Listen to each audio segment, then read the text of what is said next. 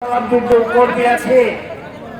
আমরা 17 বছর 12 ফেব্রুয়ারি একটি নির্বাচন হবে এমন একটি দিনের অপেক্ষা করছিলাম নাকি? ইতিমধ্যে একটি দল বের হয়েছে যারা আগামী 12 ফেব্রুয়ারির নির্বাচনকে বানচাল করতে চায়। সেই কারণে আপনাদের বলতে চাই, মোনাফিকের কাজ মোনাফিকে, উপরে একটা বলে ভিতরে আরেক কাজ। তারা ইতিমধ্যে ভেস্তের টিকিট বিক্রি করা শুরু করে দিয়েছে।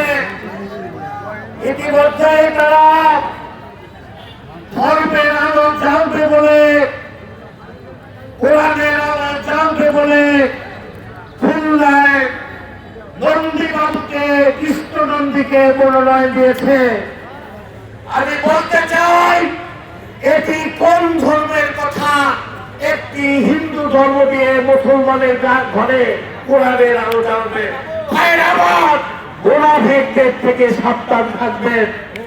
আমরা একটি গণতান্ত্রিক বাংলাদেশ দেখতে চাই, যে কারণে দীর্ঘ 17 বছর লড়াই সংগ্রাম হয়েছে। আজকে একটি দল বলে 54 বছরের বদলা দিতে চায়। তারা বলে 54 বছর পর সুযোগ এসেছে, 12 ফেব্রুয়ারি তারা বদলা নেবে।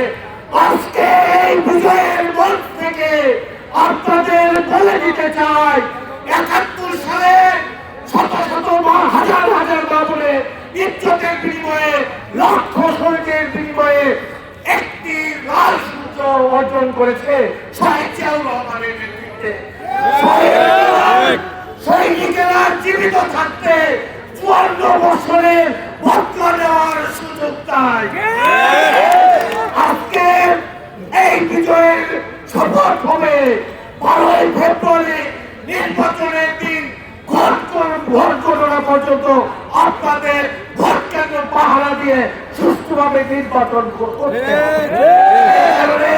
আজকে থেকে যেটা বলবে, প্রত্যেকটি ঘরে ঘরে, পাড়ায় পাড়ায়, মহল্লায় মহল্লায় ধানের শীষের কর্মীরা সজাগ থাকবে, যাতে তারা মোনাফিকরা আমাদের মা-বোনদেরকে, সাধারণ মানুষদেরকে ভুলিয়ে পালিয়ে বিভাগে না দিতে পারে।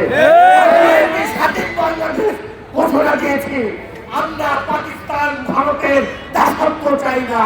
সেই কারণে জিয়ার সৈনিকরা সজাগ থাকবে।